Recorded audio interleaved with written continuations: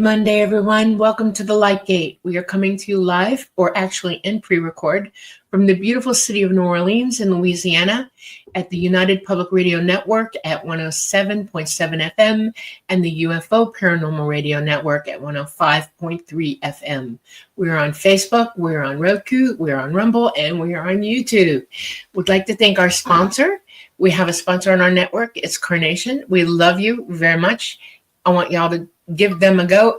They're awesome. I use them all the time. I don't promote anything that I don't use myself and really like, and I really love these guys. We have a wonderful show this evening, and I'm going to let Preston have it right away. Go, Preston. Thank you, Dolly. And thank you, everyone, for joining us on episode 120 of The Light Gate. Yes, we're doing a pre-record because our guest is in the UK, and we can't force him to stay up till ungodly hours. So yeah, but we will be there in chat to interact with you guys. So excited about our guest tonight. I want to say a quick hi to you folks. I know some of you are regulars, so I'm guessing you're here. Peak and Louise, thank you, namaste. We love you very much. Bob Thorson. Who else do we probably have? Leah, Michael Kennedy. Cherise. Yes. Louise should be showing up, and the list is endless. We could go on and on, actually. Yeah, we love you guys. Thanks so much for joining us. This is going to be a very special show because our guest has written an absolutely outstanding, very entertaining, extremely enlightening book. I mean, I can't recommend it enough. Our guest, of course, is Simon Bown. And let me just tell you a little bit about him. If you haven't heard from him, you definitely should check out his stuff. He's got quite a bit of material. He's been at this for quite a long time. He is actually the host of two very influential and well-received podcasts. He's a clinical hypnotherapist and an author specializing in topics related to consciousness, reincarnation, and the afterlife. He has produced, wait for it, over 800 podcast episodes. Dolly, that makes me feel like a beginner. Wow. Oh, wow. Royalty. Here we go. Okay. Yes. He's engaged with leading experts and scholars in the fields of near-death experiences, of course, NDEs, but also reincarnation and the continuation of consciousness. His podcasts include the Alien UFO podcast. I've been honored to be a guest on that, and our Paranormal Afterlife, which have collectively garnered over, 6 million downloads. Amazing. Wow, Simon. That's crazy. With our Paranormal Afterlife podcast reaching #1 on the UK Apple Podcasts spirituality chart. Well done. Simon holds a diploma in clinical hypnotherapy and is certified in past life regression therapy. He has conducted hundreds of past life regression sessions, specializing in guiding individuals through these therapeutic processes. His research is informed by personal experiences with paranormal phenomena, including psychic flashes, UFO sightings, and other unexplained occurrences. Ooh, I definitely want to touch on that, Simon. These experiences have contributed to his academic interest in the nature of consciousness and its potential existence beyond the physical body. In addition to his work in podcasting and hypnotherapy, Simon is an avid bass guitarist and science fiction writer. I absolutely love that. I am not a professional guitar player, but I like to, tinkle at it. And yeah, I'm a huge fan of science fiction and have written quite a bit of it. So that is awesome, Simon. His latest book, and there are a few, is called Verified Near-Death Experiences, Proof of an Afterlife. Here's a picture of it. And let me see. It's very well received. An average Amazon rating of 4.6 out of 5 stars. Trust me, that's at the top. I want to just read a quick review on Amazon because this book is really amazing. Here's the review. It's very short. Just an excerpt, really. But here's what the review says. This book is absolutely fascinating and deeply moving. It demystifies death in a way that's both comforting and enlightening, helping readers understand that death is not the end, but a transition full of meaning and connection. It offers real stories, real people, which makes every chapter feel authentic, relatable, and credible. For skeptics and the curious alike, this is a must-read. Totally agree. I mean, it's an amazing book. I haven't finished it yet, but some of these stories, I mean, they are beyond poignant, very moving, really vivid. It's an easy read also, and just a great book all around. Before I pump him up any further, let me just bring him on. Hello, Simon. Welcome to the Light Gate. Hi, guys. It's great to be here. It's nice to see you. Yeah, well, thanks for coming on, and really appreciate it. I'm a huge fan, of course, as you can tell by my glowing reviews of your book. Amazing. I'm having so much fun reading it. I absolutely love this topic of near-death experiences. After my mom passed away, I really started reading those, and they saved my life. You know, I really needed to know that there was life after death. And your book is absolutely at the top of the charts there in terms of books I think people should read. You know, Raymond Moody and Melvin Morris, some great authors out there, PMH Atwater. But yours, wow. I haven't seen a book like this. Oh, thanks a lot. It's high praise because you write so much, and you're like a machine. The amount of books that you put out. I wish I could write like you can, but thanks for that. Yeah, well, it's exactly the kind of book I like to write, actually, and read true stories in the witnesses' words, and they're describing what happened to them.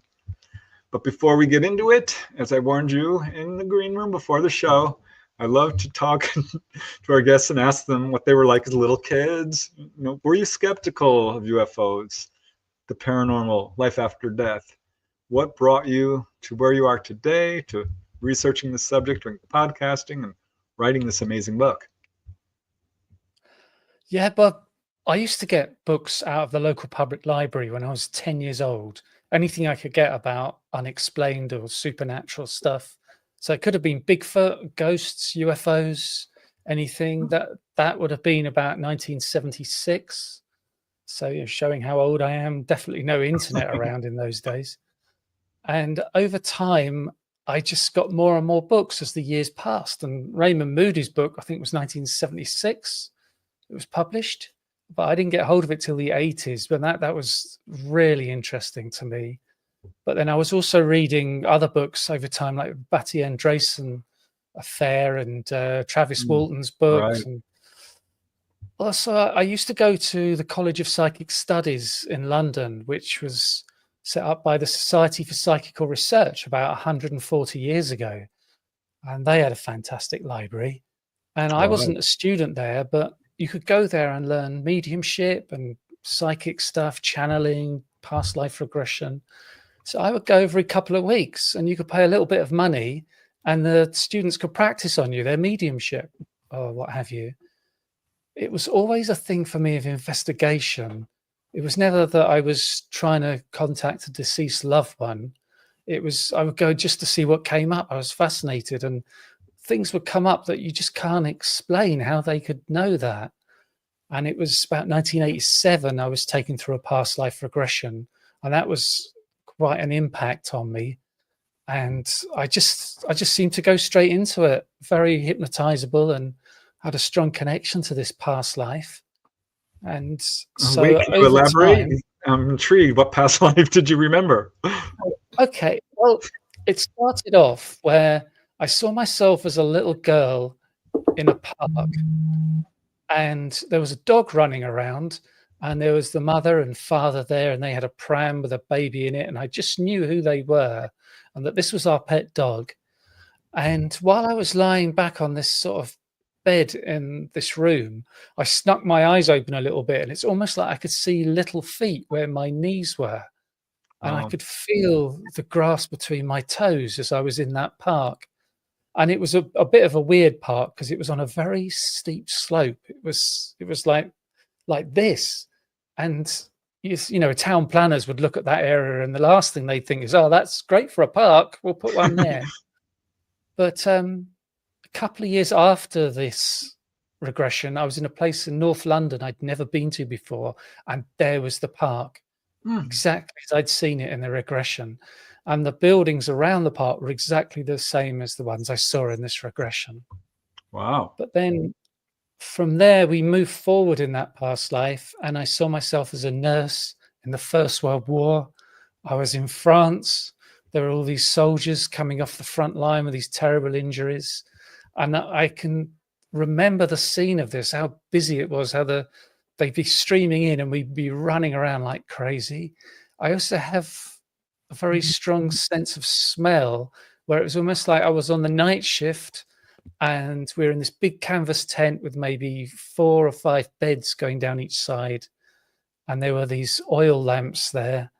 And it's almost like I could smell the canvas or the oil lamps and the grass. And I had such a strong connection to it. And I've had these emotions as well.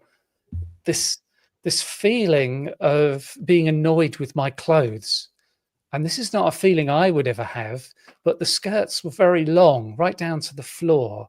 And we'd have to run around between the beds, and the skirts would get caught on the end of the beds or on chairs and things. And it was like, oh, why do we have to dress like this?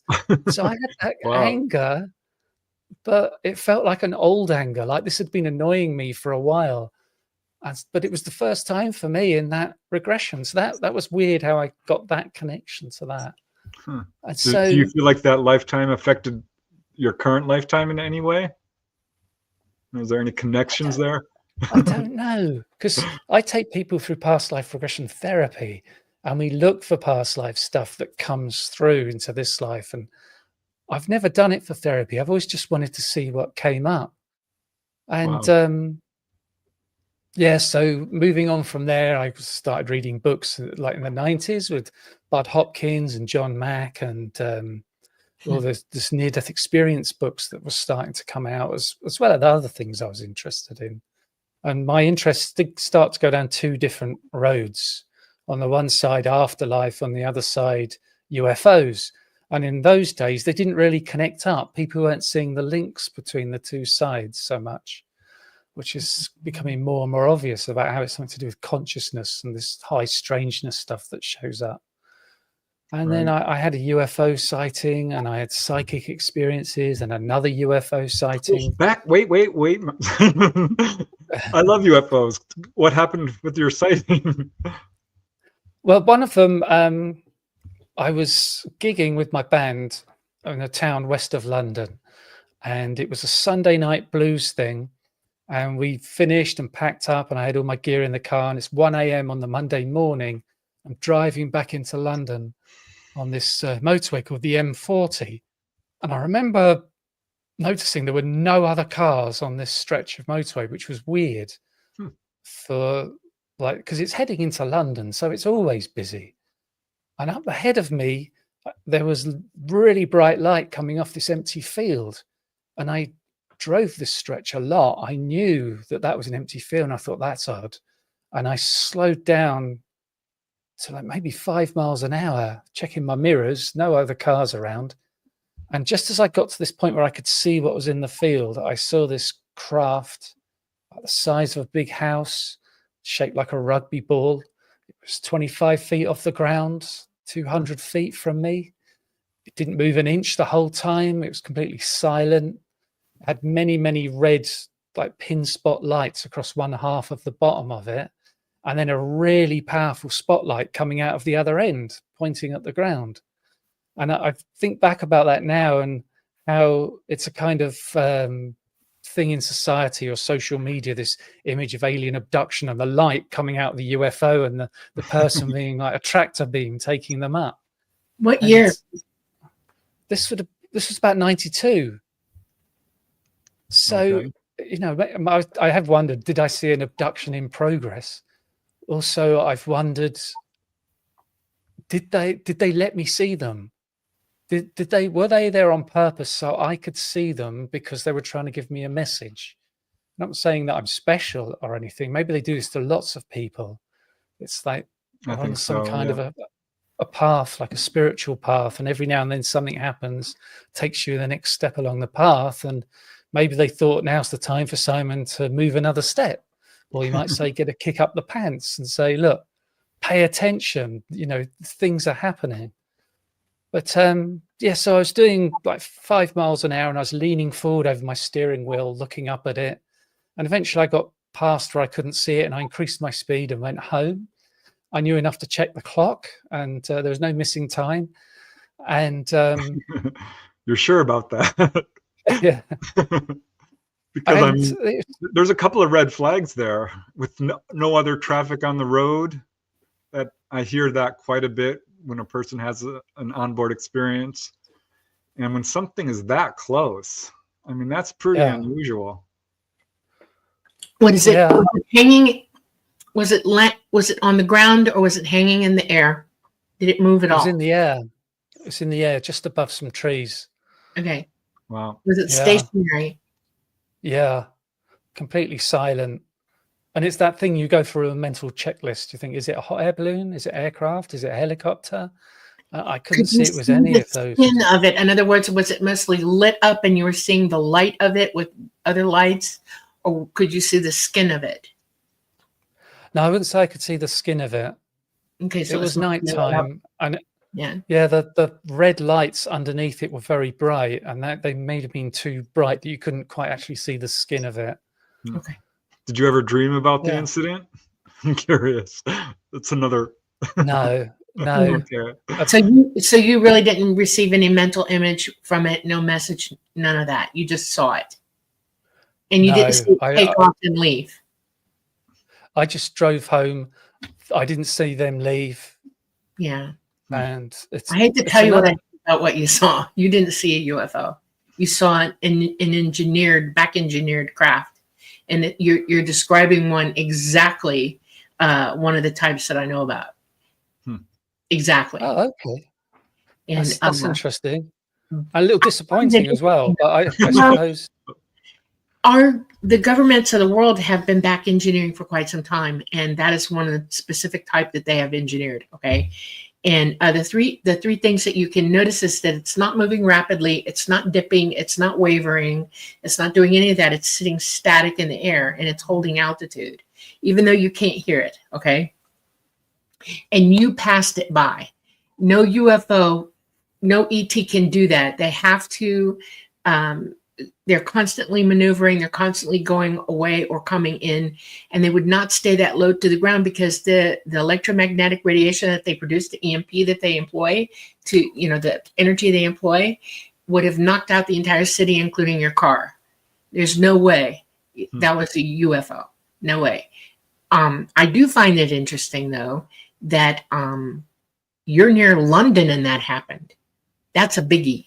That's a real biggie. Biggie. For 1992, they were trying to get you to see it. Literally, you brought that up. You're wondering if that was true. That's your intuition going off. Somebody wanted you to see that. And I find that even more interesting. See what I'm saying? What about your second sighting? Was that equally impressive? The second one, I was, again, I did a gig. And this time I've moved to the South Coast. So I was driving across this area called the New Forest, which is a national forest. And so it's very restrictive there. You can't build in it. You certainly can't set up a whole bunch of lights or something. And if you drive through it, you have to go slow. They just have, the road's just wide enough for one car and you'll come around a corner and there'll be a bunch of horses standing in the middle of the road. It's that sort of thing. Yeah. But there was one road that goes across it, a big one that's a dual carriageway. And so I was doing 50 miles an hour and I was heading north. And this was November and it was 7 p.m., I'd say. And so it was dark. And I could see off to my right, about half a mile away, there was an orange ball of light about the size of a car that was just sitting there. That didn't move an inch.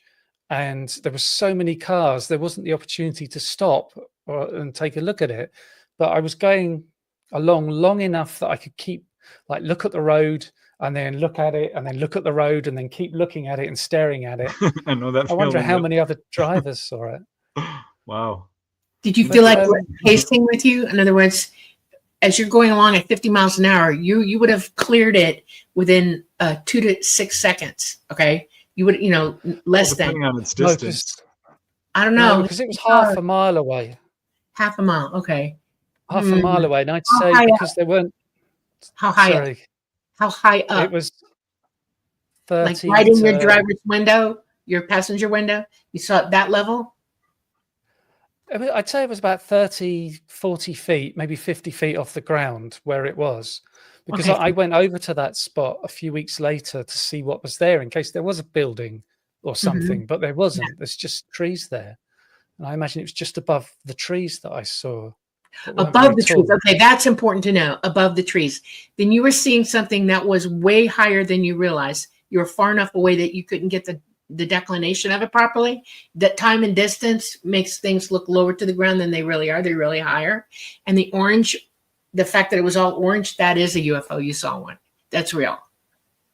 And So, I had a weird synchronicity with it as well, yeah. which I don't know if I'm reading too much into it, and it was just a coincidence. Well, what But happened? I was driving back, so this is 2 a.m., and I'm listening to an interview, a podcast. It's Mike Cleland talking to Joe Montaldo. Yeah. Mike Cleland's talking about how he was at his house and he looked out the back window at night and there was a big ball of light out the back of the house and these 5 greys walking towards the house. And Joe Montaldo said to him, and you know what that ball of light was now, don't you? But Joe said it at exactly the same time I reached the spot where I saw that ball of light.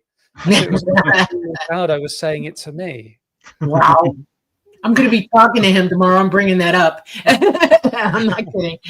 He's one of our producers. He owns UPRN. That's amazing. Wow. I love the synchronicities in this field. There's a lot of them. That's interesting. Yeah. All right. Now you mentioned psychic flash. I hope you don't mind if I ask about that too. I love the psychic stuff. Yeah. I was going to see a friend in New Zealand. She was getting married, and it was 2 weeks before I was flying out. And she asked me to get her some just small, awful piece of kind of tourist stuff from London. And so I bought her a tea towel with the London Underground map on it. And I'm just walking down this area of London called Soho, where suddenly I had this vision of being in New Zealand with her. And I was sitting in the car with her and we were driving and she was talking about something and I could see the street names and I could see the houses, the particular way they looked in Christchurch in New Zealand. And that was about 30 seconds of time that I saw. So it definitely wasn't a deja vu sort of thing. But then 2 weeks later, I got there and it happened exactly as I'd seen it. The car was the same, the houses, the street names were the same, the conversation we were having. And I've never been to Christchurch before. I don't know what suburbia looks like there, but they have earthquakes and they have these houses that are a certain style and they were painted all these pastel colors. So yeah, that was some kind of psychic thing. I was connected to that point in time for 30 seconds. And it's not something I controlled. Oh, yeah. But she's kind of like, oh, typical Simon, yeah. Yeah, you definitely OBE, or that tips me off to the fact that you do well doing that, because once you leave, when you OBE, even if you've had NDEs, it'll happen to you as well. Your brain disconnects from this time and this space, okay? And you're able to wander out. You're more free with it. You have more of a connection to it, and so space-time is nothing when you're in that mode, okay? And it's possible to tell yourself or intuitively know that this is coming, this is what you're heading toward. It's self-precog. You could call it that, and you're anticipating what's coming, and your consciousness was already dipping into a little bit into the future for you and showing what you had something to look forward to. You did that. That's an ability. That's an absolute ability.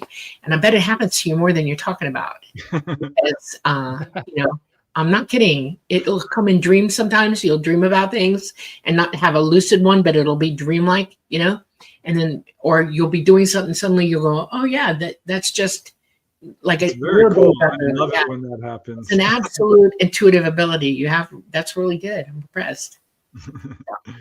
Yeah, I just wish I could control it. Well, but yeah, I had another experience, and this was during hypnosis. This is another UFO thing. I was taken through a past life regression by a woman who worked with Dolores Cannon. this QHHT technique for hypnosis. And we went into this past life, and I saw myself in Venice. I think it was the 17th century. And we went through this past life, and then I died in that past life, and I was this ball of light looking down on the body. And she just said to me, okay, now just drift away from that life, just drift away. And it was like somebody flicked a switch, and I went from 0 to 100 and terrified. And I saw myself in this classic thing of being on a low table with 3 greys around me, and I was naked. And the thing about it was that it was a past life regression. There was no talk of abductions and aliens. We were looking for past lives. Because there's some who might say, well, you were looking for it when you were hypnotized. It's a power of suggestion. So something, but that's not what we were doing. And so I saw myself on the table, and they did a couple of things to me. And I was so scared. And the lady said afterwards she could see my muscles quivering while we were doing this. Wow. And then it jumped, and I was off the table. I had a grey either side of me. And then I had this sudden vision that they put in my mind of being outside in this forest. And there was an area about the size of a football field that had been cleared. And I was with all these other adults. And there was a planet in the sky that was very close, too close for reality, because, the magnetic fields and gravity would interfere between the 2 planets. It was much closer than the moon. But there was a pathway coming from that planet coming down to where I was. And all these children dressed in white were coming down this pathway. And the adults were greeting them, and they were hugging, and it was all big smiles. And I remember the hypnotherapist said to me, oh, that sounds encouraging. But for some reason I said, no. I don't know why. I just felt, no, there's something wrong here. Then I had this message in my mind that said, when the planets meet, the children will return. And then after that, I found myself again with these greys, and they led me over to the wall. And it was just a flat wall, but then a hole opened up in it. And it was kind of a cookie cutter shape of me. And I went through it, and it didn't lead through to a room or a hallway. It was like a huge energetic space with all the colors of the rainbow swirling around. And I was suddenly doing 100 miles an hour through this space. And I was aware of other people, other humans, were all going the same direction. And I got into this long white room, kind of shaped vaguely like a train carriage, if you're in a train carriage. But it was all white, the ceilings, the floor, all these chairs coming out of the wall, like they were molded into the wall. They're just coming out. There was other people in there, and there were clothes. And there were 2 greys. I mean, I kind of got a message that said, no one goes home till you've got your clothes on. And then I walked down to the end where the greys were, and there was a hole in the floor, and I stepped into that hole. And the next thing, I'm in my flat in London. And I just went to bed and got up the next morning, went to work like nothing happened. So that whole memory popped up under hypnosis when we weren't looking for it. And that was you in this current lifetime? Yeah. Yeah. So you think maybe you hit on contact? In other words, that you may have had contact and you're reliving it. Sure sounds like yeah. That may be it. I don't know. I'm pretty sure that's it. You describe it a lot. That's real close to actually. Yep. Sounds familiar to me. Yeah, I think you're a contactee. Humans are weird. When we remember things, sometimes we remember them. Well, it's always from your perspective, okay? And whatever you've been involved in your life, whatever your belief systems are, all of that will, from your perspective, during contact, you will see things, hear things, and feel things the way you've been taught to see, feel, and hear them, okay? And your brain automatically tries to see what's there, but if you don't understand it, it'll fill information in for you while you're in that process, okay? And I find it interesting because you've described it really well just from an odd perspective. In other words, that's interesting. How old were you? In other words, were you an adult or were you a child? You're an adult, okay. Whoa, that's really interesting. Yeah, it sounds like those details I hear a lot from people who are describing real experiences. Yeah. That's interesting. Okay, so moving forward, what brought you to actually starting to interview people and doing a podcast and then writing books. And Well, I was being taken through past life regressions every 2 or 3 years. I do it for fun, and wow. weird things showed up during it. And I got to this point where I thought, I want to do this. I want to take people through this. But I didn't want to just quickly learn how to do it. So I spent 10 months at a hypnotherapy college and learned clinical hypnotherapy, where I got my diploma. And that was all sorts of things, helping people stop smoking and lose weight and have phobias. And then I got certified in past life regression therapy. And the guy that I went with there, he was really good, because when I got that training, he doesn't let any people on his course unless he thinks they're good enough. There are people who run courses, they just want your money. They don't care about stuff. But I had to be interviewed to be allowed on the course. And I was also listening to a lot of podcasts. I was commuting 2.5 hours a day, so plenty of opportunity to listen. And being a musician for so long, I had recording software, and I know how to use it. And recording a voice talking is so easy compared to recording a band. And I started emailing people, asking them to be on the podcast, and they said yes. And it was like, this is great. I might have had 10 downloads, and I'm getting this person who's well known coming on the podcast.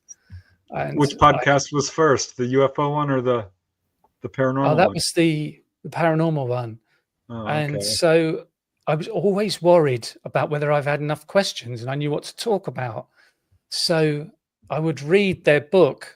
So I got all these questions, and I wanted to go really in depth and not just ask surface questions like, oh, so what is a near-death experience? I asked them stuff that's really detailed and getting into the interesting things. And I don't know if Preston's noticed that, but I always try to read his whole book before I interview him. So that's the way I work with both my podcasts, is reading these books. So after maybe 500 interview episodes, it's been like a real education, learning about so much of this stuff. And over time, I talked to so many people who had near-death experiences, who had these verifiable events. And there was no book out there about this. Lots of books about near-death experiences, but not focusing on these ones that had verifications, or, they call them veridical near-death experiences. There was one that's called The Self Does Not Die, that I think was 2007, and they would just focus on the verification event. But what I wanted to do was tell the whole near-death experience, about how it started, the whole spiritual side of it, when they were having the life review and meeting with soul guides or deceased loved ones and traveling in different parts of the universe, perhaps. So, it's like each chapter is about a different person and their experience. But then it also looks at the verification event. And what I mean by that is where a classic example is somebody dies on the operating table, and they're up at the ceiling looking down, and they watch what happens in their resuscitation. And then when they come back, they tell the doctors and nurses, I saw you do this and you did that. And they can say, but your heart was flatlined, your brain was flatlined, you were clinically dead. There's no way you could have seen that. So that's where the verification is, that they were out of their body and that they were watching what was happening. But the verifications get quite wide in the book, where people see things that are miles away from the hospital, or they see something during the near-death experience that then is later verified. So that's sort of part of my podcast is about, our paranormal afterlife. It's looking for evidence that consciousness continues. So I do talk to mediums on there, as well as people who have near-death experiences and people who study children with past lives. And so it's a whole afterlife kind of thing. Every single point I can pick out. I've talked to people who do out-of-body experiences at Monroe Institute, and I've talked to Russell Targ and Courtney Brown about remote viewing. So all sorts of things. Yeah, I think there's a lot more evidence for life after death than people realize. NDEs, I think, are at the top of the list, but ghost sightings as well are very good evidence. Mediumship is also really amazing. I think that alone proves life after death. And the astral travelers, OBEers, those four alone, I think, provide absolutely conclusive proof. But it's funny to me because there are still skeptics out there who say, oh, it's all in your mind, and the near-death experience is the, quote, dying brain. That's what my mom thought, which is funny because I was taught this subject in grade school. They mentioned it.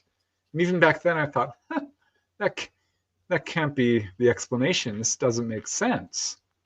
Even though I was skeptical, I was still a little questioning it because this subject, Raymond Moody's book, I don't know if you're aware of this, it sold 100,000 copies every year for like 10 years. This is how popular this subject is. So yeah, I wish I could do that. Right? I feel you.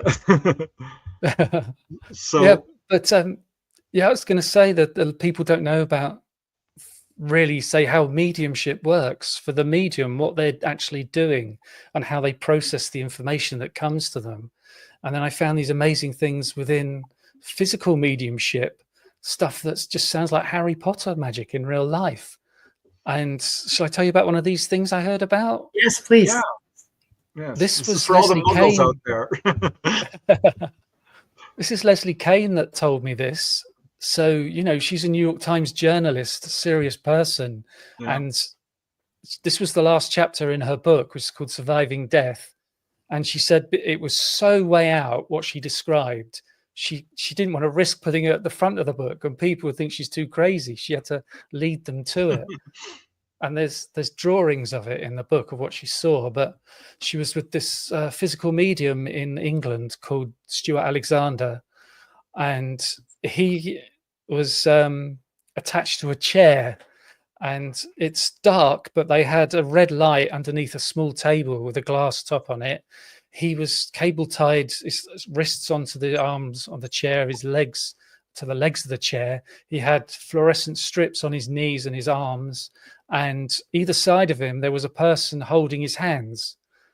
So what happened was she saw this white stuff coming out of him and slowly going down his body onto the floor. And then it came up over the top.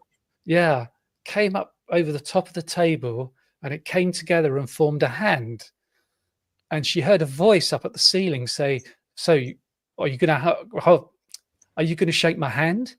So she took hold of this hand and she could feel the bones and the flesh, and it was quite cold. And she held on to it and let go, and then it just dissipated back into a mist and just went away back to Stuart Alexander. And that's just amazing. And you think he's able to manifest. A great magician. Yeah, no, it's not a magician. He can manifest. Yeah, he's already outside his body, sitting there. He was lucid through the whole thing, and he manifested outside the body for them. That's what they saw. Yeah, he didn't do. I just think it's just a hand. Yeah. Yeah, I just think Leslie Kane's a very serious person, and she's not stupid. Right. And you have to listen to her if she says this is exactly what happened. And it's not the only time people have reported this with his seances. Many people have seen these sorts of things. Yeah, every now and then. I'm a medium, just so you know, okay? And I have medium abilities, let's put it that way. I'm a fully conscious, wide open psychic is what I refer to it as. But I have mediumship abilities. I'm just on all the time. And I perceive things as they want to be seen, okay? Most people think that they're looking into the ether and they're seeing what is. No, they're not. You're looking at what's showing itself to you, okay? It's a type of communication, and it's communication in the weirdest way. And every now and then, I will have someone come up to me from the other side, either newly passed over or ancient passed over, it doesn't matter. And they will literally get right up to my face, and I will see them. I can see you, okay? And I can hear you. They can talk to me. I can talk back at you. I can have a conversation with them, and it's generally because they desperately want me to hear what they're saying, okay?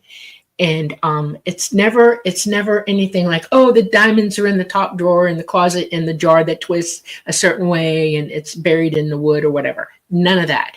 Basically, it's things that are communicating either emotional attachments, things like that, or the need for them to understand something that they didn't, like forgiveness, back and forth forgiveness. Some people who are still tethered here, and not going where they're supposed to be going, are working on or through whatever the heck it is they did when they were here that they didn't accomplish. And some of them become very, very hard pressed to find somebody to help them get through, to work that through, and that's what mediums are looking at a lot of the time. Sometimes there's pure evil, crazy coming at you too.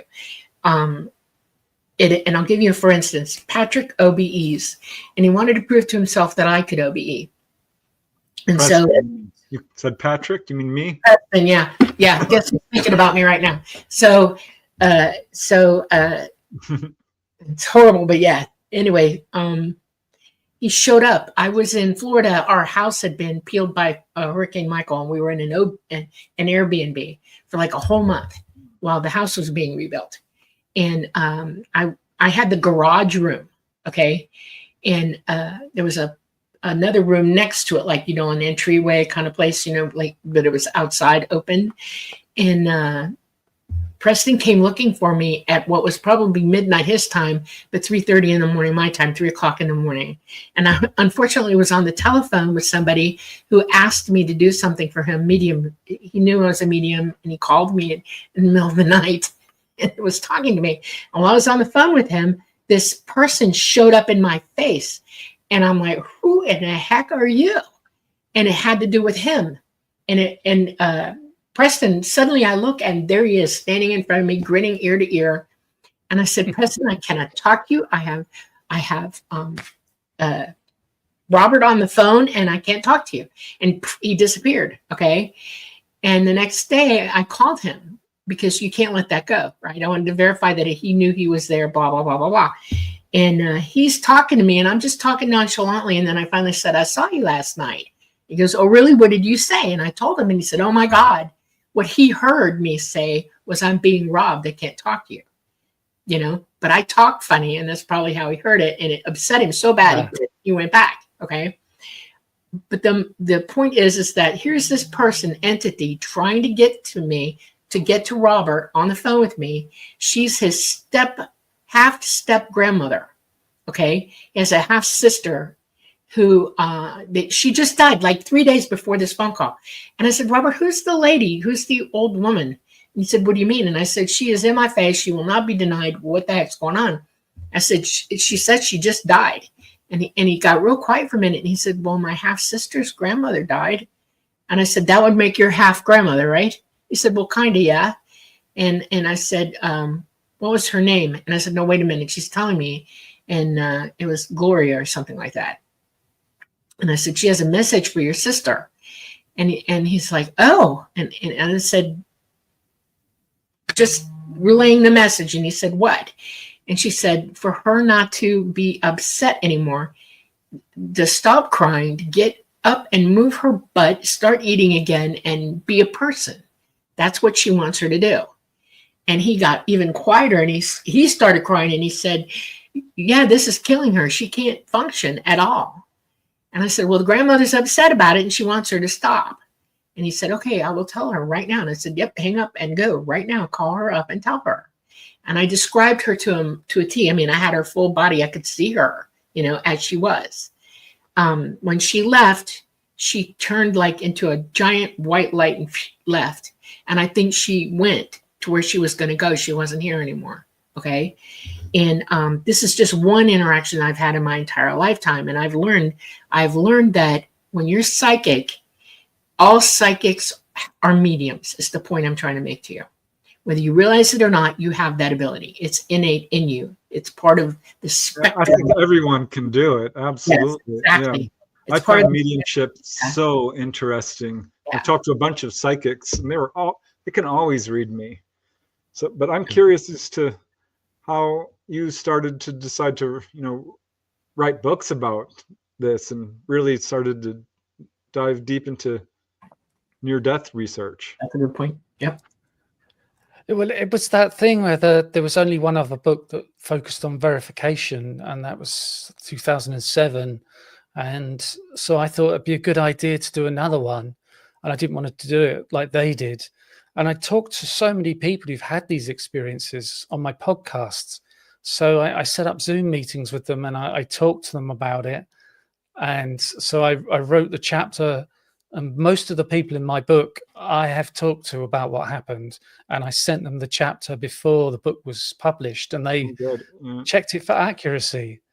And maybe there was a couple of little things that needed changing. So it's most of them, they are people that I've talked to, and those people have verified what I've written. So that's useful as well. And so I'm moving on to doing another book now, and then I've got another one after that, I think, in the pipeline. Wow. But, Well, there was one very famous veridical case. Is that how you use the word? Yeah. That is fairly well known. You kind of start out your book with a brief example of it, where the lady saw, I think it was a shoe on a ledge. Yeah, she was in a hospital bed, and she hadn't been to this hospital before. I think she was taken by ambulance, and she had that out-of-body experience when she was dying. And she described the tennis shoe on the roof. She talked about the scuff marks on it, the angle it was at. And the nurse, who was called Kimberly Clark Mitchell, I think her name is, she went up onto the roof and found the shoe, and you could not see it from the hospital windows. You couldn't see it from the ground. It was exactly as this lady had described it. So that's a good case, and it's a very short one that makes the point of how this kind of thing works. Yeah, that's an amazing case. I do know of that one. So that was so cool to read your book and see just case after case of people who are like, gosh, one that really touched me was where the medic is trying to I think the autopsy room or something, and said, "This one's not dead. This man's not dead." And then the guy's having a near-death experience and sees the actual guy. Drake, that's his name, Drake. Do you remember that one? Yeah, because that was Vinnie Tolman, and they'd had the supplement because they were going to the gym, and they had this muscle building supplement from Thailand, and they couldn't read the instructions on the packaging, and they overdosed on it. So the two guys both died basically. But he was stuck in the toilet in a burger joint, locked in, and his buddy died at one of the tables. So the ambulance came, they picked him up, took him away, and he was okay. They got him, they looked after him. But Vinny nobody knew he was there, and it was only they discovered him after a while, and that maybe he was dead for 45 minutes, which is one of these remarkable things that shows up with near-death experiences. And when the medics turned up, they pretty much said, no, he's dead. There's nothing we can do. Even slight rigor mortis had started to set in places of his body, and he was in the back of the ambulance, and there was a trainee or a young medic who just finished his training.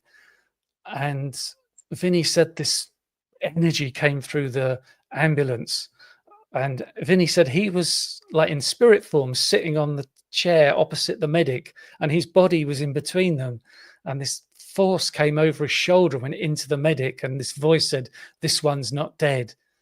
And the medic sort of looked around but didn't pay much attention, and it happened again, even stronger, and the medic unzipped the body bag and got the defibrillator.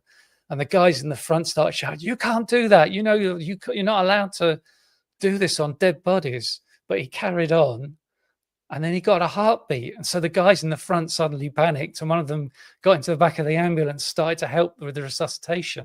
Wow. But then Vinny went on to have that experience in the spiritual realms where he met this guy, and the guy just said, "You can call me Drake."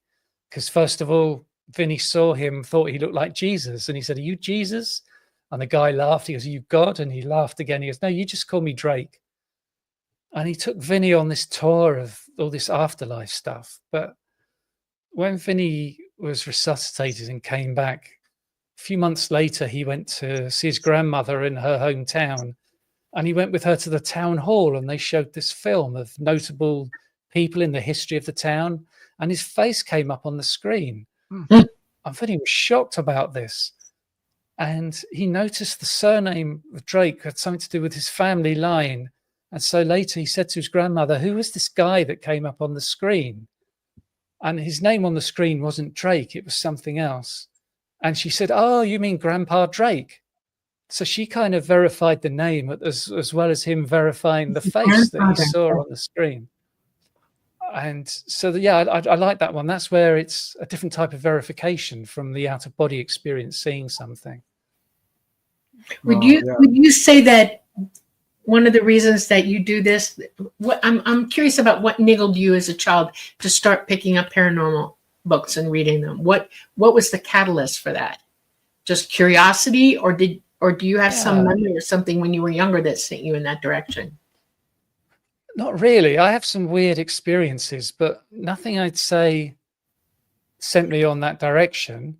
So I remember once being in my bedroom when I was very young, maybe 5, and waking up in the middle of the night, maybe 3 a.m., and hearing a dog growl in our bedroom. We don't have a pet dog. And so I was hiding under the sheets. And I remember that. I remember really vivid dreams of when I was very small, perhaps before I could speak, where I was picked up by these weird pink blobs, like flesh-colored blobs, and taken away somewhere. And I was in this stadium, and they were surrounded by these creatures, these blobs. And I remember holding on to something very tight, and I could feel it under my thumb. That's a very distinct memory. And people might say, yeah, but you can't really remember stuff when you were that young, before you could speak. But yes, I can remember other stuff from when I was that young. Yeah, you're very lucid. The reason I'm saying this is, yes, you are on a path, and yes, you were niggled enough to keep doing it. That was the catalyst. That's what sent you on the path, because you're trying to prove the reality of it, that you realize that you've been living in a reality that's true, and you're absolutely obsessed with understanding what that is. See what I'm saying? Yeah, and from a reincarnation point of view, I wonder if it's part of a life plan that yes, absolutely. Now was you're doing your job. Yeah, you absolutely are. Absolutely, you're doing your job. That's amazing to me. I love when I meet people that are living the path. In other words, they're going the way they're supposed to go. Not many people get to do that in life, and it's amazing to me when I see it actually in progress. You're doing it. Absolutely. Now you OBE, correct? You've learned how to do this? No, I haven't. No. So you're just studying it for now. Do you want to? I'd love to.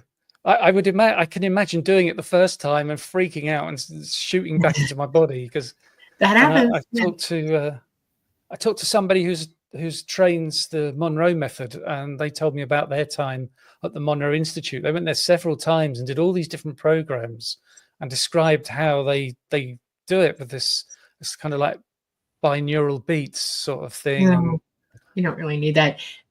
You realize that you OBE every night. Everybody does. Nobody just lays in their body all. Your consciousness doesn't stay in your body all night long. When the physical mind goes to sleep, your consciousness is free to do what it wants.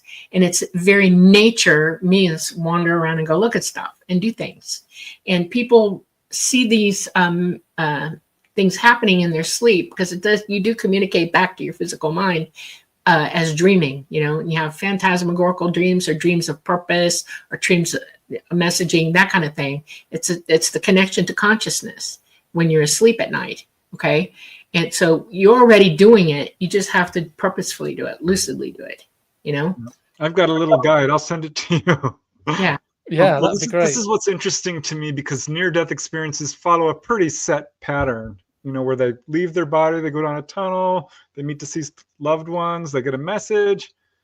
There was one case in your book which I found pretty interesting. I'm not sure if you remember it, but it was, I don't think I can pronounce this guy's name, Tibor Putnaki. Yeah, the Hungarian. Yeah, that was an interesting one, because he reached this level and he saw this beautiful golden city, or shimmering, like, no, you can't go there. This is as far as you get to go. We see that a lot in near-death experiences, this kind of barrier, or getting to that point where some spiritual being will say, you have to go back. It might be a deceased loved one as well. But with Tybor, he was in the hospital with very high blood pressure, and the doctors were really worried about him. And then a bit later on, a few hours later, he found himself standing in the middle of the ward, feeling great. And he was thinking to himself, "Oh, this is great. I'm cured. Why are those nurses rushing past me to that body?" And the doctor, and that was his body. They were, starting the resuscitation. This was in the early 90s in Hungary, and they'd just come out of Soviet, kind of rule. Yes. And so the hospitals were quite run down. And but he saw on the side of the ward there was a nurse's room that had a two-way mirror. So from the ward you couldn't see in there, but the nurses could see out. And he wondered what was in there, and in an instant he was in that room with them. And the nurse was putting all these things on a cart, taking it out of this cupboard. And it may have been she was getting things together to take to his body, because maybe it was adrenaline and other things, I don't know. But she dropped something and it rolled underneath the cupboard. But she didn't try and pick it up. She just grabbed the other stuff because she was in such a hurry.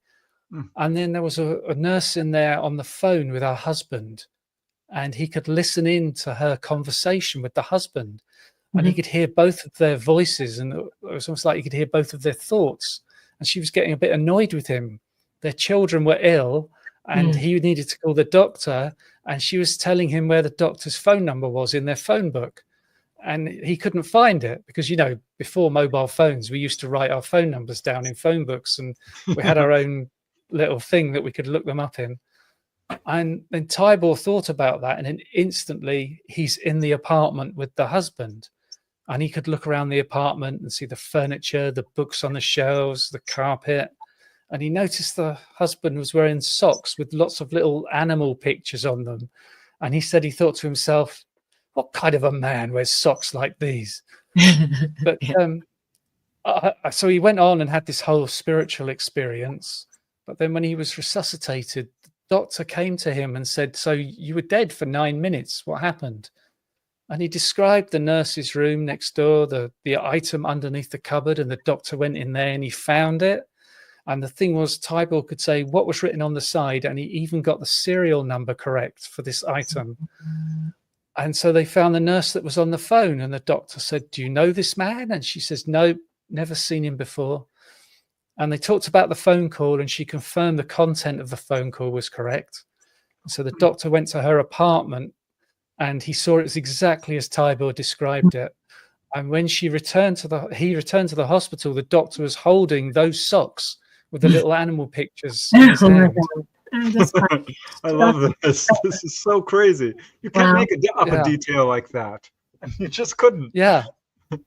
Did the doctor do a scientific report or paper on it to be put into the scientific record? Do you know? No, I don't think so. I think it's 1992, and I don't know what it was like there. But this must be difficult for them to be like listening to these patients going, how do you? Yeah. Yeah, that case was particularly interesting to me because the spirit guide was asking him these questions. I have it right here. One, did you have a life before your death? He said no. The second was, did you live a life worthy of being a human being? Tybor answered no. Finally asked, could you look into your fellow being's eyes with a pure heart and your head held high? And he said no. So the reason I'm quoting this is because it almost feels sometimes like near-death experiences have an intentionality about them. Like this person was meant to have this experience to change their life path. Do you get any sense of that, or is just pure accidental? You know what I mean? No, I wonder about that, because maybe 10% of people who are resuscitated from a heart attack have a near-death experience or can remember one, and they can be so life-changing, particularly with the life review that they go through.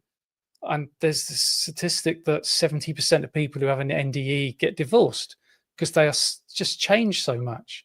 And I think about maybe there's people who are very materialistic. They want to have a big house and lots of money and a great car and a great holidays. And then they come back and they say, no, I'm not interested in that anymore. I don't want the money. and their partner's going, well, I want the money. Yeah, I remember PMH Atwater wrote about that, and one of the spouses was giving away all this stuff to complete strangers. Like, what are you doing? You feel a sense of oneness, I think, after a near-death experience. I wonder if there's a thing almost so the spirit world's looking down on a person and seeing how their life is going, and they have an accident and think, quick, grab them. We need to teach them a lesson. Let's give them a change in their life path, get them back where they should be. And I also wonder about it being what you might call the theatre of the near-death experience, that what they get is tailored exactly to them, that's perfect for them to change them. And so they go to all these different places, and some people don't, most NDEs don't have the tunnel of light, they have something else. Right. And it's a very specific, say, kick up the pants that's just right for that person. And I talked to a lady called Nancy Rhines who had this near-death experience, and she was in this incredible landscape in this green field with the mountains in the distance. And she was with somebody who she said was a member of her spirit team. And Nancy turned around and the whole landscape was just disappearing, just turning into mist and going away. And the spirit guide said to her, yes, we created this whole environment just for you right now, for your experience. And I wonder if that's what they do for everybody. And well, that would it's certainly tailored explain why to make them change. Some people see Jesus, and depending on your religion, I guess you might see a completely different religious figure. So I'm wondering. Well, atheists will see Jesus, and then Christians won't. Yeah, and I know a Jewish Jewish lady who sees had that same experience. She's like, I saw Jesus, and it's not even part of my religion. Yeah, there was a guy who saw Shiva, who's a Hindu god, and they see Buddha, and it's just weird. I wonder sometimes if they see Jesus, it's not really Jesus, it's a spiritual being that's presenting themselves that way because that's the way they can get the message over to this person to help them change. Have you heard of Howard Storm and his experience? Yes, yeah. Because he was massively changed. When I talked to him, I think he described himself as a aggressive atheist. And he had this distressing near-death experience where he said Jesus lifted him up out of this horror of a kind of hell space. And I said to him, how did you know it was Jesus? And he said, oh boy, you know if you're there. And so he was an aggressive atheist. And after the near-death experience, he went to seminary and became a pastor, changed his life completely. Right. One of my favorite books on near-death experiences was What Tom Sawyer Learned from Dying by Sidney Saylor Farr. Did you get a chance to check that book out?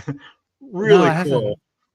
It's just one man's near-death story, but he became super interested in physics following his near-death experience. He was reading all these books, and just finally he went to a college professor and says, I'm really interested in physics. What books should I read? And he named the 4 books that he had just read. I was like, I just read them. I have a question for you. So as a nurse, you're a nurse, I've had the experience of being with people when they pass and then come back. And a couple of times, more than that, probably 4 in my lifetime, I saw the other half of what people describe. Somebody came back. They knew that they had expired. They knew there was a space of time before they came back, but there was nothing, just a black void, no consciousness, no nothing. And it upset them mightily. All of them have this same reaction to this. Why didn't I get my experience? And I always ask the question, you realized you were passed away, you knew you were gone. Yes, they all did, but they had nothing. It was a void, nothing. And I said, maybe you need to explore that. Maybe you need to understand what that means to you. All of them were atheists, by the way. Have you ever done any interviews like that or read up on people like that? I'm curious. Yeah, I have talked to one guy about it. There's not a lot you can talk about, though, for if you're doing an episode. Yeah. But he said it was, like you say, it was a complete void. There was nothing, absolutely nothing. Right. But he was still conscious. Yes. And I've heard of people having that in near-death experiences where that's the first stage, and then they move on from there. And some of them say it's a scary place, and some of them say it's a wonderful place. And I I've wonder heard if that, people, a velvety blackness, which was very pleasant. I wonder. This is just my suspicion. I wonder if people who don't remember actually did have one, but because it's how hard it is to remember a dream. You remember it. You're lying there in bed like, that was a cool dream. You sit up, it's gone. I'm wondering if everyone who has a near-death experience actually does have a near-death experience, but most don't remember, because there are some cases where people weeks later remembered and it came back to them. You know what I mean? Yeah. One of the guys in my book remembered his 15 years later. I wonder if, they decide whether or not you remember it. There's a woman who said she was in this space with these spirits during a near-death experience, and they rolled out this paper that was like a blueprint, and it had her whole life laid out, and she could see what was going to happen after the near-death experience. And they said to her, we're not going to let you remember that part. So they're saying we're blocking your memory on something. But she was allowed to take something out, and she picked out chronic illness. And she took that out of the rest of her life, and since the NDE, wow, she's been fine. Yeah, I talked to a guy who had a guy who had a near-death experience, and he was shown all his prior, events from childhood on, some current events, and they showed him his future life. And they said, you won't remember any of this part though, but we are showing it to you, which is weird. It's like, why show it if you're not going to? But he says he remembers seeing it, but could not bring any of it back, which is odd to me. But yeah, it's part of the lesson. They seem to be able to tailor it for you, and it's like the life review as well. That's a huge impact, because they show you your whole life, and they also show. Yeah, go on. I think the tailoring part is probably accurate, because I had an NDE at almost 6 years old, and I went to a place that I understood where I was, immediately understood. And this is after I left my body. I kind of went up to the top of the ceiling, and I was watching everything that was going on, and then suddenly, bam, I was in this other place. And it was the person behind me telling me that I had to pay attention to certain things in my lifetime, and this is what it is. And he showed it to me, this is going to be important to you. And, but I knew my relatives were right in front of me to the right. I couldn't make out individual faces, but I knew loved ones this passed on before me were right there to welcome me if I was coming in, but they were there to encourage me. And this person then told me that I had to go back. I was going back, and I got pissed off. I was like, no, I'm not. Yeah, I did. Everyone always gets pissed off. Bye. No, and I hit myself hard. I came in hard. Okay. And afterwards, I told my mother and my great-grandmother what I saw and what was going on. And they went into dead shock, because I described everything. And there's no way I could have remembered that, because I was dead. I mean, dead, they knew I was dead. He had pronounced me. He was trying to save my life, but he's like, I don't know if I can help her. She's, right now, no heartbeat, no nothing. And I know that I was helped as well. I was told in the NDE that I was going to be helped. That's why I was going back, and that I had a whole life to live, and that I must do this and pay attention, pay attention to where you're going, what you're doing. And I did. I've obeyed all of it, for myself, because I understood that this was all for me. This was information that I needed, to have. So when you said that it's everybody's an individual and it's tailored to that, I really believe you. That's true. It struck something, I really believe. I have so many you had one case where the guy was like dead for, what was it, 2 days, they thought? Oh. It's amazing because I did Oh, yeah. interview a lady who was underwater with her son for 45 minutes. They pulled her out and she immediately revived.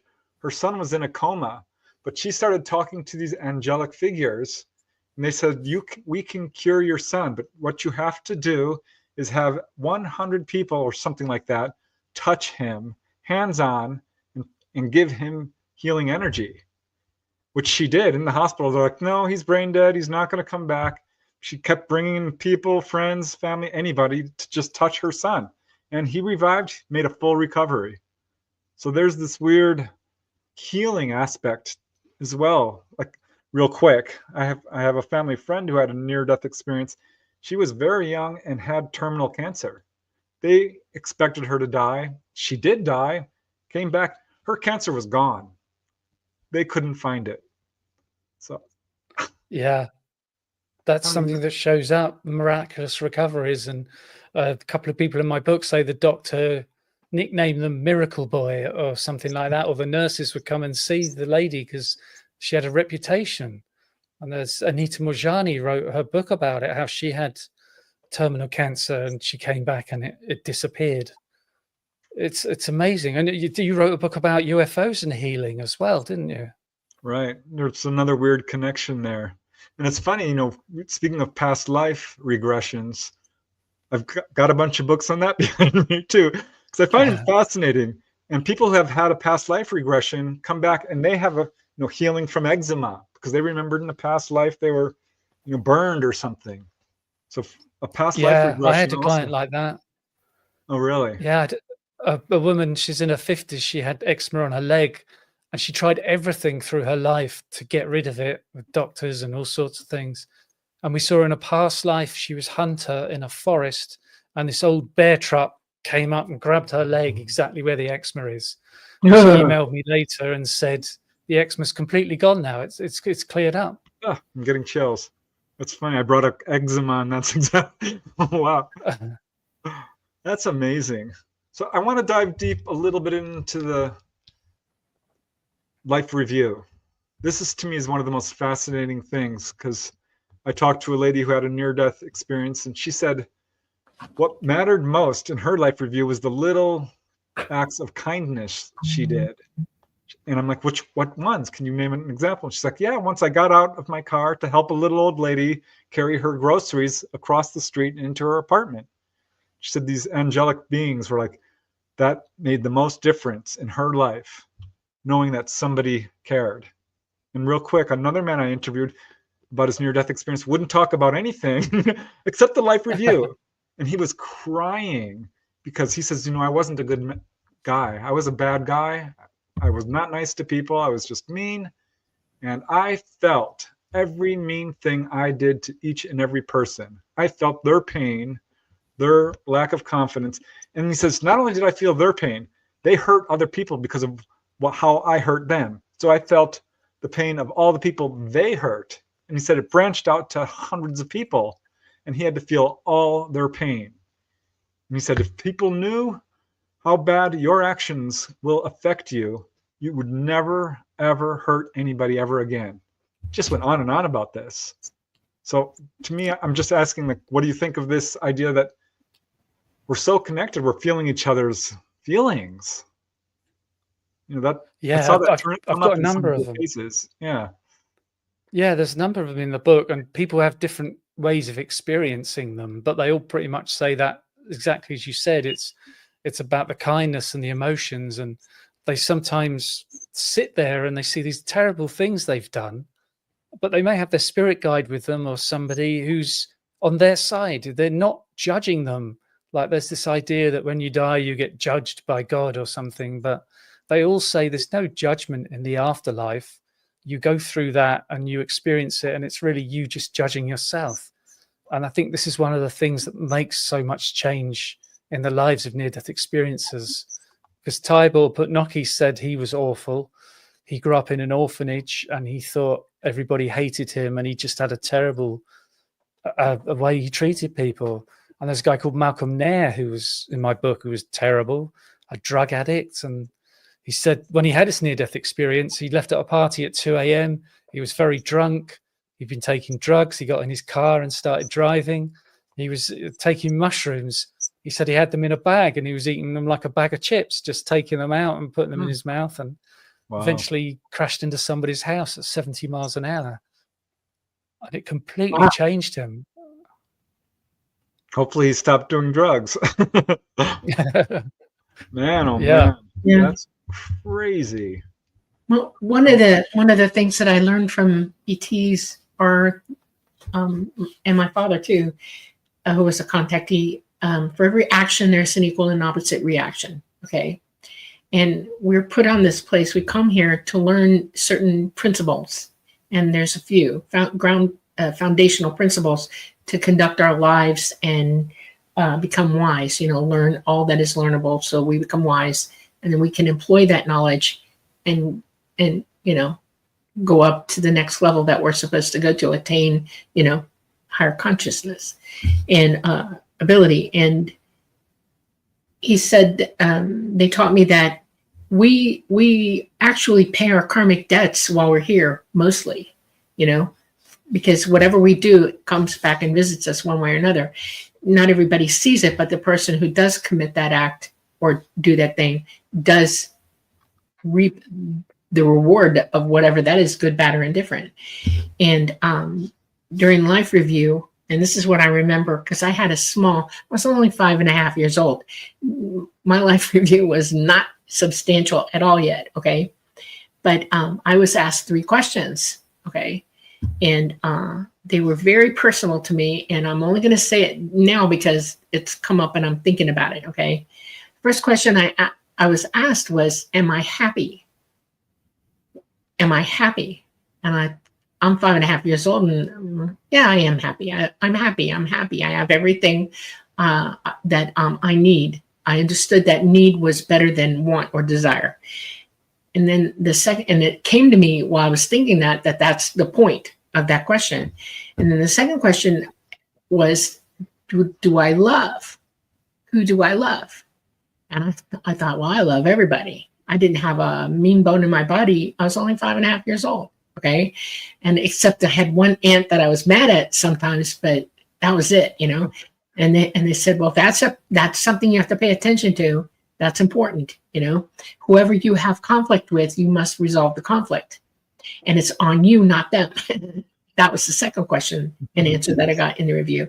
And then the third one that they asked me was, what will you do with your life now that you understand these things?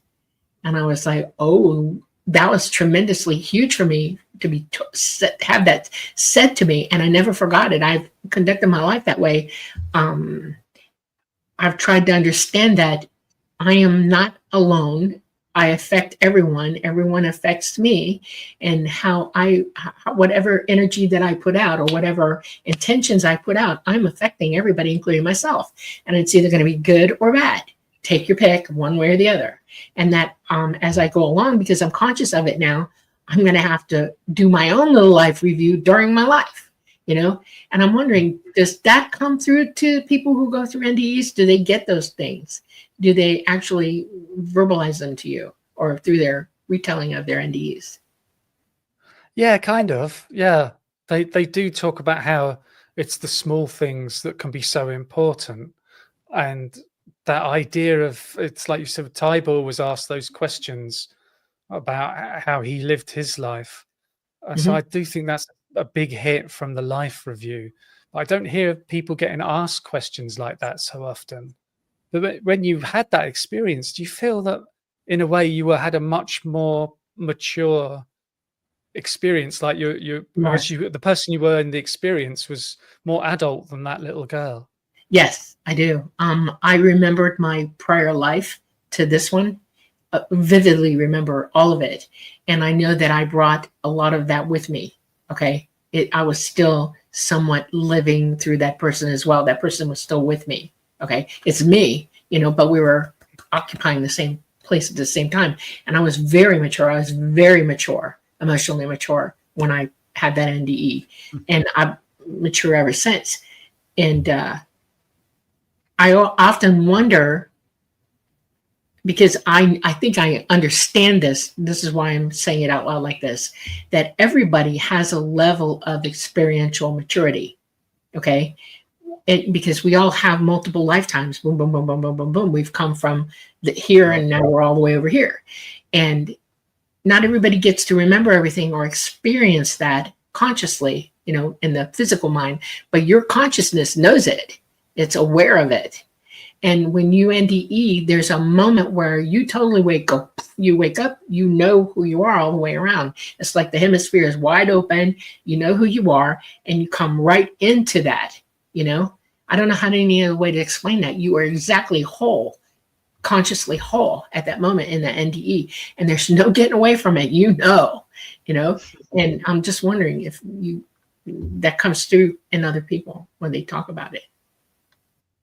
Yeah, they talk about having the knowledge of the universe, yes, and how they're connected, and yes. They realize that every soul is connected to every other soul, right. And when they encounter them, they know that other soul totally. There's nothing hidden, and it's not like a telepathic contact. It's something else.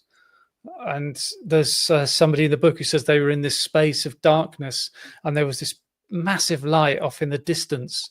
And they were able to zoom in on it somehow, and they realized that this was made up of millions of souls. And he zoomed in on one of them, and it was a woman who looked back at him, and he said he knew her absolutely. It was a total contact. And then he zoomed back out again. And I can't remember if that was George Ritchie, or it might have been one of the other guys. But that's maybe 2 or 3 things like that in my book as well. Yeah, there was another case in your book that kind of struck me. Randy Schaefer, which was so interesting because there was this one passage where he's describing seeing this golden hall and the chandeliers and jewels. And I once had this OBE where I walked into this room and it had golden carpet. I started crying because, we've all seen gold before. You haven't until you've gone to the other side, seen these colors that are so vibrant. He had COVID. That's right. He had 4 episodes. He ended up seeing his family in great detail. Do you remember this case? Yeah. It's interesting because he had all those experiences and all these different weird spiritual things. I think there was a time he was in this incredible city, and there was a staircase going up into the sky, and he started climbing the staircase. But then he heard a voice behind him saying, "There's Randy, get him." And they grabbed him off the staircase and pulled him backwards. That's funny. But during it, he got a glimpse of a man's face, and he heard the word in his mind of veteran over and over. And the message was saying, "Tell Madison at the salon I'm okay. Tell Madison at the salon." And then he got this image of a house and a porch. And the guy was on this white porch putting all these red, white, and blue ribbons together.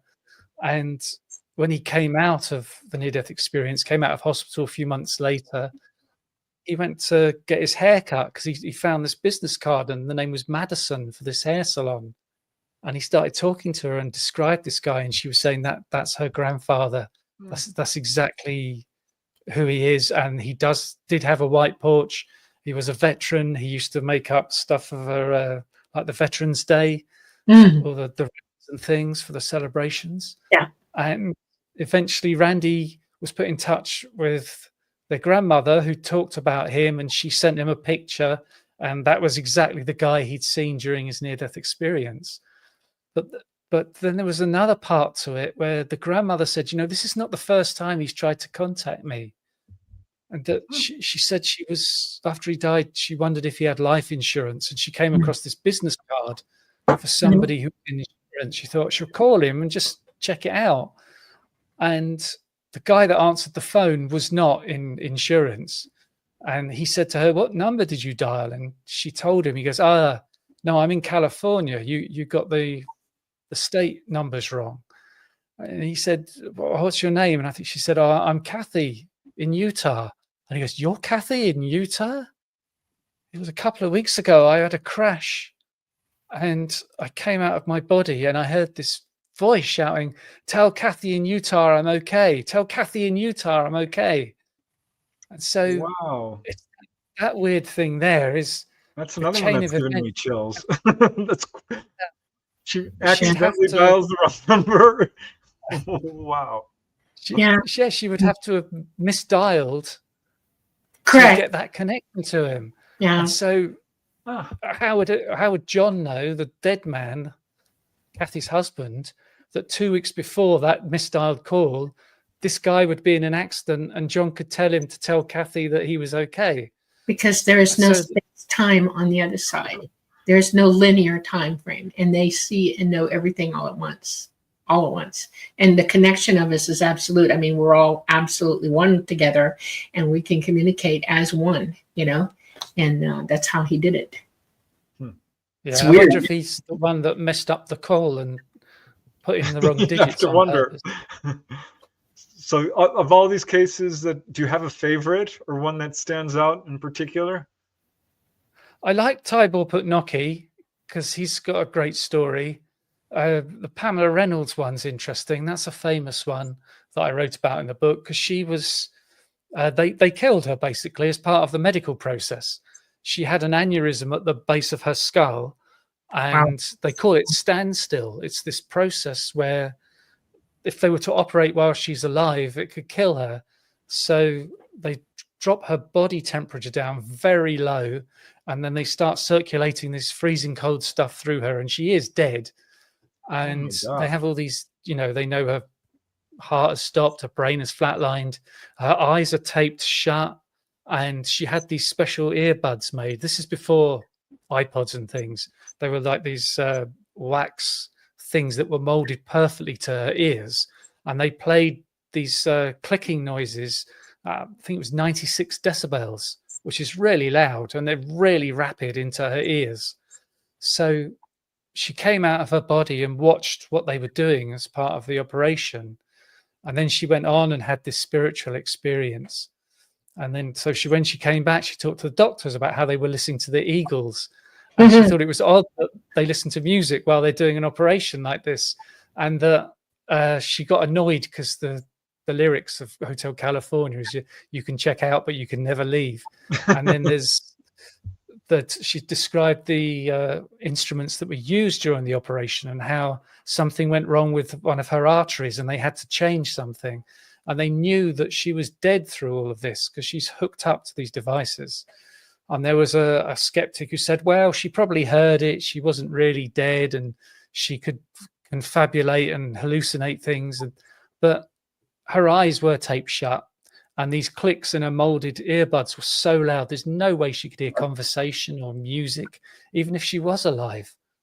So that one stands out. It's almost like if you wanted to do an experiment of let's kill someone and see if they have a near-death experience, they had it all together to monitor if she was alive or not. And they did kill her.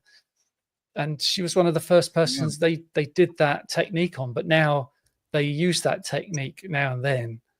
This thing called standstill, where it's like they kill the person to do the operation.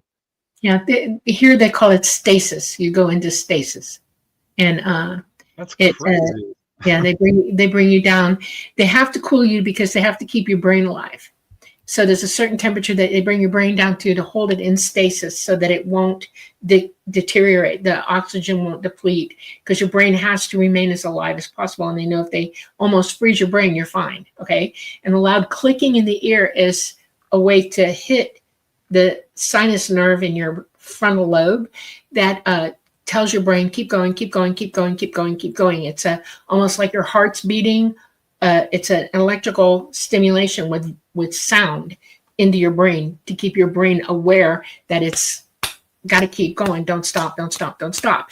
And then they lower everything else you go into stasis, and they're on the clock because they can only do that for so long before you actually start to deteriorate and you lose brain function and really die, go brain dead.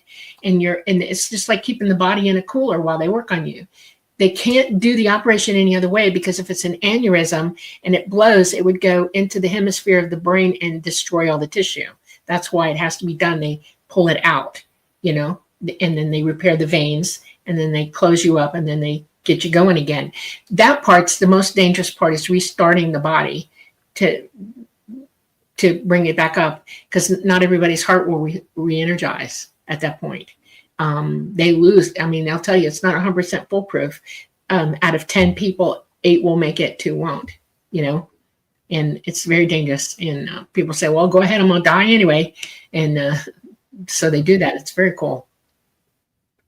Yeah, I heard about a boat that sank on, I think it was maybe Canada, and it was a frozen river, and these children were trapped under the ice and they died, and they pulled them out the river an hour later, but they were able to resuscitate them because the water was so cold. Oh, yeah, you preserve. Yeah. It kept them in stasis, literally. You know how animals have a type of antifreeze, certain animals that hibernate? It's the same thing. They bring the core body temperature down, and they have like 1 or 2 heartbeats per minute, and they survive, okay, in that kind of type of stasis. So they've seen examples of exactly that. It's very cool. That's why they've started freezing people to try to help them in the future, you know. And what I find eerily creepy is that they take their head off and just preserve the head. It's not a good way to do that. You shouldn't do that, but yeah. Okay. Anyway, I digress. Well, okay. There's another case in your, I just love this book. You've got so many different cases and it's so readable. And, just talking about memory, in terms of mainstream science says people can't remember before age 4. We know that that's not true now, because I've talked to people people are remembering past lives. What people think, mainstream scientists about memory is absolutely not correct. But you have this case in your book, Frankie Romero, who had a near-death experience as a baby and recalled it at age 15. And do you remember this one? Yeah, he was 6 months old, and he's 15. He started remembering there was this baby with all these people crowded around it, and his mum was there, his young mother, and the doctor was saying, we don't think the baby's going to survive this. And she left the hospital and went to church. She wasn't a mother that wanted to stay with her baby, and she went to the church and prayed to God, not to ask him to save the child, but to say, thank you for giving me this time that I had with him. It's been a wonderful 6 months. And so he said to his mum, is this true? Because I saw you, and that was the prayer. And she said, that's exactly correct. I didn't stay with you. I went to the church. That's exactly the prayer that I had. And he remembers how much joy there was in the room when he started coming back, and they realized he wasn't going to die. And he described so much of it. And it's like in the book, she says to him, how could you know this? You were 6 months old, but he remembered all of it. Yeah, that one brought tears to my eyes, because what a lovely prayer that is, to just give thanks to having had that time with your infant son. Man, oh man, and he recalled this. It's insane. People can apparently remember all the way down to, being born. There are cases where people are hypnotized to birth and actually remember coming. And they always kind of like, yeah, well, sure. But now reading that, I'm like, gosh, he recalled, and could hear what she was thinking. That's, I think, another thing that really struck me is like, people are actually reading people's minds of their family members. Yeah. This one in the book, this woman, she seemed to be in several places at the same time, and her sisters were driving to the hospital, and they were in an area where they couldn't get any cell coverage. And so they didn't know what was happening to her, whether she was going to die or not. And she said she could hear them praying in their minds. And it was like they were atheists, but they were still saying, oh God, if you save her, I'll change my life. I'll be better, that kind of thing. And it's like that Tybor, he could hear the husband's conversation, even though he was just with the nurse, he could hear her thoughts. And I think that's something Malcolm Nair talks about with his family as well. Yeah, it's funny because I think there's indications, and I saw some, I can't remember the case in your book, where the people who are alive and are not aware that the person is in trouble sense something. But I had that experience personally, because on one day in October 1984, my mom passed away on October 13, 1984, but she was out of town. She had, a massive heart attack and died. But that morning I woke up and the sun was shining into my room in a weird way that I'm like, God, I'm in the best mood. And at the time I shared a room with my little sister. We had 6 kids in our family. We all had to share rooms. And I turned to her, I'm like, I feel really good this morning. And Valerie, my little sister, like, me too. And we're just looking at each other like, why are we in such a good mood? It was like the light was filling the room. And that was the morning she died. And I always remember that thinking, my gosh, she must have been there. So I think that there's some telepathic communication going on. Because, you describe how some people are like trying to communicate with their family members and they're not hearing. Yeah, and people do come through sometimes. There are stories of people waking up 2 o'clock in the morning and their loved ones standing at the foot of the bed, and they might say something or they might just disappear, and it's later they found out that was just the moment when they died. That's right. My sister's friend's mother had that experience. Lisa, she says, I woke up and there was my mother. Found out in the morning she had died.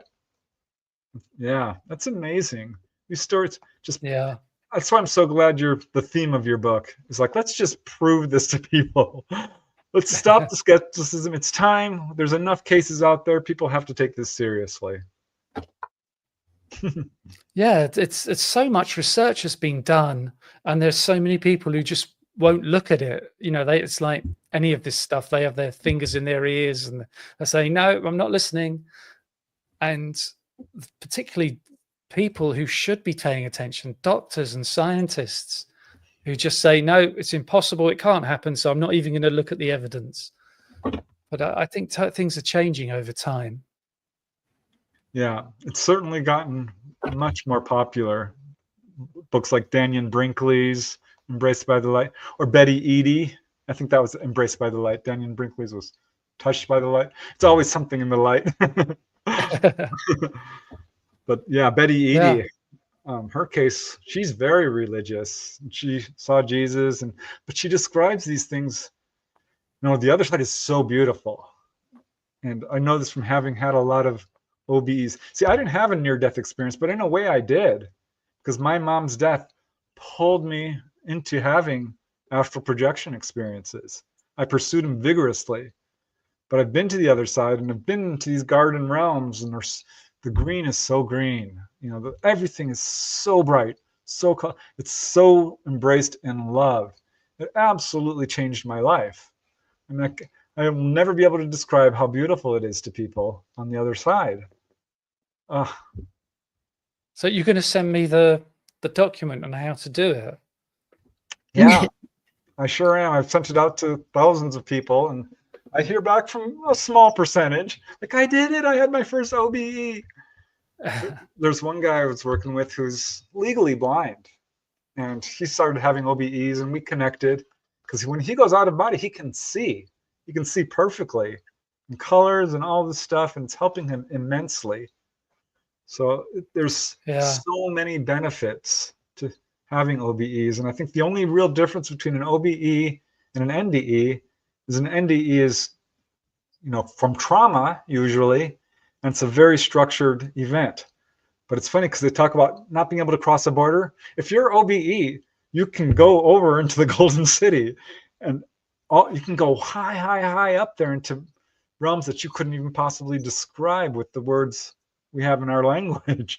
I don't know how to describe it. It's energetic, I guess, would be the best way. But I suppose you've got to get used to it. So I would imagine if I was out of my body, say at night, and I'm looking down on the bed, then I just go straight back in the body. Maybe there's a fear. You think, I'll never get back in my body. There's something like that. I did that absolutely. First few times, I'm like, I thought I died, actually. I thought I'd actually died. So I dove right back in. You don't die from having OBEs at all. You're energetically connected to your life, and it doesn't sever. You're with yourself, and you come back. And when you are in fear, it does drag you back immediately. So you have to learn to overcome that so you can go further away or look at different things and do different things. But there's a way to do that. You've read Robert Monroe then, right?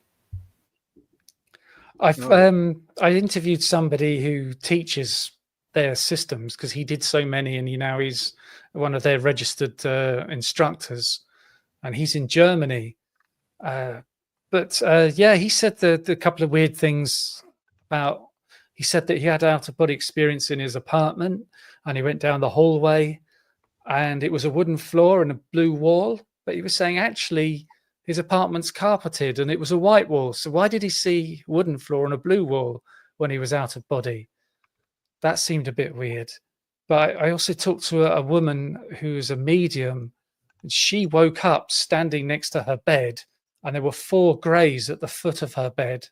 And she looked round and her body was in the bed. And that freaked her out. And she was suddenly zapped back into her body. And then she sat up and the greys weren't there.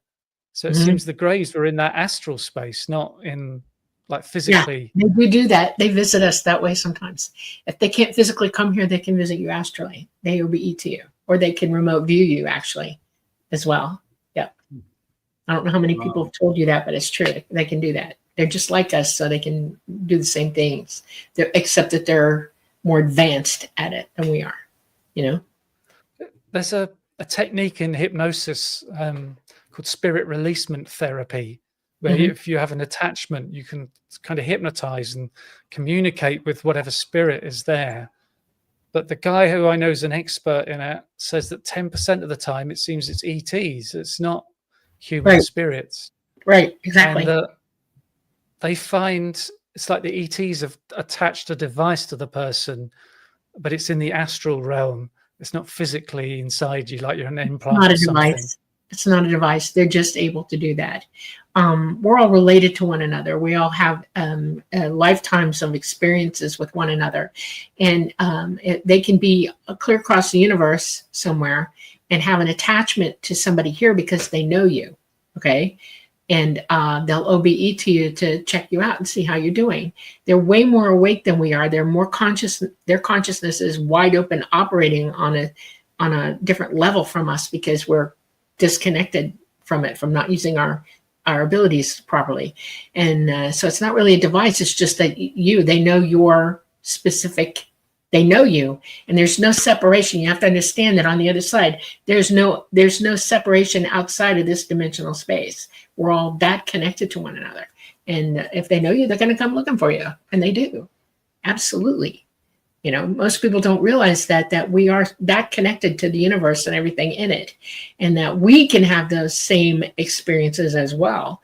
You just have to develop your abilities to do so, you know? I've just released an episode, it might have been today actually, of a person who had a massive download where they remembered a previous life with an enormous amount of detail, but they've been having these ET encounters throughout their life.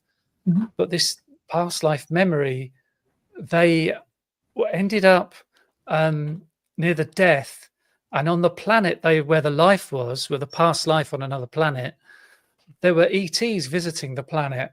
And it's like the planet was completely aware that there are other life forms and other planets, but this planet she was on, it was a huge deal that they were getting this visit. And they came to see her in the hospital while she was dying, this woman in the past life, and said, we're looking for spirits or souls that will agree to incarnate on Earth because we have a mission for you there. And she remembers agreeing to that, to incarnate on Earth. And so that's also part of why she's having these encounters in this life, is because she agreed to that, as well as this other mission, which was something to do with spreading positive energy and the psychic thing, and bringing light to the earth, so to speak. Right. There was another case in your book. I hope you don't mind citing all these cases, but one, because it was funny. You know, there's some cases they're very tragic and it's like heartbreaking, and then some are really poignant. But there was one. Her name was Linda Carter, because I reminded me of Wonder Woman. Kramer, yeah. But she saw the sheriff and saw everything, his badge and all, and saw him later. And starts talking to him like, "Nice to see you again." He's like, "What?" Yeah. That one made me laugh. I love how you have a section at the bottom of each chapter, like these are the verified events, which makes it very clear and analytical. But that one's fun. Yeah. She's great to talk to. She's a PhD and she's got all of her medical records. She held it up to me on the camera. It's like 148 pages. And she's got everything. She knows that the ambulance arrived at a certain time. They went to where she was in the ensuite bathroom to their bedroom. And that while they were in there, she was floating in the living room watching the sheriff interrogate her husband, because the sheriff suspected the husband had done something to cause her to die like this. And that's when she said to the sheriff, I saw you had a bit of a limp and you did this and you went out to the car and came back and you had a clipboard and you were asking my husband all these questions. So it completely flummoxed the sheriff because he knew she was dead. She was in another room at the time. Wow. That one made me laugh. I don't know. It's just funny to see these people who are like, what? It's amazing to me. I hope that doctors start taking this more seriously. And I know some absolutely have, but this should be clinically studied in a much more scientific manner. Not like flatliners, let's not purposefully put people into. Yeah. I didn't like but that it's movie. like It turned into a horror movie, but yeah. Yeah, there are doctors who get interested because they have their own experience. They might have a patient who comes back and tells them something and they're like, hang on a second, I've got to look into this. That was Dr. Melvin Morse. But then there was the woman at the beginning of my book, Barbara Bartholomew. She's the first case, and she came back when she's resuscitated. She told the surgeons what she'd seen in the operating theatre, and the neurosurgeon clenched his fists and his teeth and just said to her, I'm not going to stand here and listen to this. And he stormed out the room. And it was the orthopedic surgeon that sat with her and said, well, what happened? And the nurses were still in the room. She described it all. And she said it was really quiet. But that afterwards, nobody would talk to her about it because somebody in the room had made a mistake. And that's what caused her to die. So they were liable and they didn't want to talk about it at all because it could get them in trouble.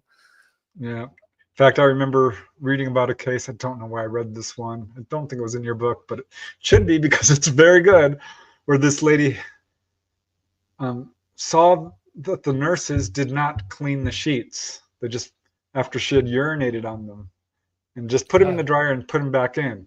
She chided the nurses and they all just turned pale. Like, oh my God, how did you know? Oh man. Just it's a good advice for doctors here, because the people treat your unconscious patients well. They might be looking at you. Yeah, amazing. Like patients in comas as well. They have such experiences. And I think the medical view of comas is that you're just completely unconscious. No dreams, no nothing. But they have quite horrific experiences, and they have out-of-body experiences and near-death experiences. And I think that should be talked about more, educate people about it. And I wanted to write a book about it, but there's a thing where people are in coma, they have nightmares that are on a loop, and they're very realistic, and they just go through them over and over and over. And there's also people who seem to have lives on other Earths. There was a guy who was in a coma for a few days and came back and said he lived 22 years on another Earth. And it was just as real as this one. And he said that on that Earth, he did a tour of duty in a war in Southeast Asia, in a country that doesn't exist on this Earth. And he said there were little things that were different, like the McDonald's signs with different colors. And you're muted, Dolly. Can you hear me now? Yeah. We live in 12,000 year iterations on this planet. Every 12,000 years, we have a calamity and it resets. Okay, the whole planet resets. And ETs help us through these times, okay? And you can remember being on Earth in another lifetime on this planet, but it's just outside this 12,000 year iteration where it's totally different. And the continents are different because the planet flops over every time it happens. And what's in the water comes up and what's on land goes down. Okay. No kidding. And he knew where he was. It was just a different iteration. That I run into that a lot with people. They get totally confused. They're like, I know I was on Earth, but what the heck? It wasn't like it is now. And I'm thinking, yeah, it's a different iteration. You remember way back. You know, think about the amount of time that you're actually in existence, and the fact that you can not only live here, but you've lived. You know, humans lived on Mars at some point. We have people who live in other planetary systems throughout our universe, okay? Other galaxies. And you can live anywhere at any time inside this universe, and you can remember that. That's how extensively long you've been existing, and how much is before us as well. And if they're saying it's Earth-like, it's genuinely probably an iteration on this planet every 12,000 years. It changes. We're all immortal too. I mean, yeah, all that's what I'm saying. Yeah, we're immortal. Totally immortal. You can remember almost anything, but that's wild. Yeah. We're getting towards the end of the show, guys. We only have a few more minutes. Definitely, everyone, I hope checks out your amazing book. But I also want to flash up your other podcasts. Amazing, you've been doing so many with such great success, and also science fiction. I love. Definitely check that out. Does there that science? One's interesting as hell to me. Just saying, yeah. Does your science that fiction? One you're showing. Yeah, the one you're showing now isn't a sale at the moment.